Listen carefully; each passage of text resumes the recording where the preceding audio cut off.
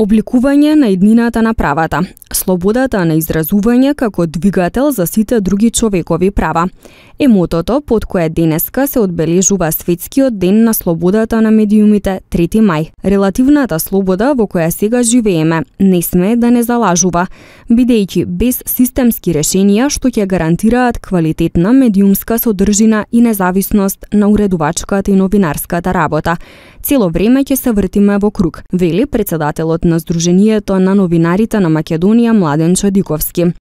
Апелиравме и се уште апелираме за финансиска независност и продлабочување на реформите во јавниот национален сервис преку носење на квалитетни законски решенија со што ќе се гарантира улогата на информативните програми. Балансиран проток на информации во МРТВ не е доволен, националниот сервис мора да действува како информативен лидер кој ги подига стандардите на целата новинарска заедница. Имавме уште 2 барања минатата година.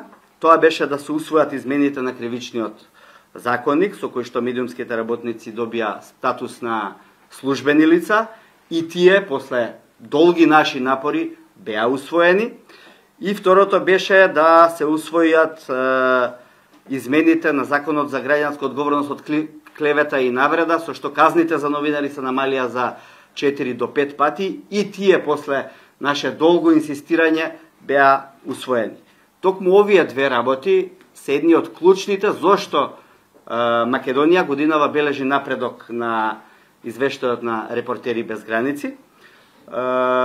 И тоа покажува зошто нашите напори, кои што во континуитет ги правиме и притискаме кон носителите на власта да бидат усвоени, зошто на крајот даваат резултати. Но и тој извештај не треба да не залажува, не треба да мислиме дека сме задоволни со тоа. Мора да работиме многу посуштински и подлабоко, бидејќи не е само носењето закони, потребна е и нивна имплементација и создавање на вистински амбиент за слободно и независно новинарство на сите новинари.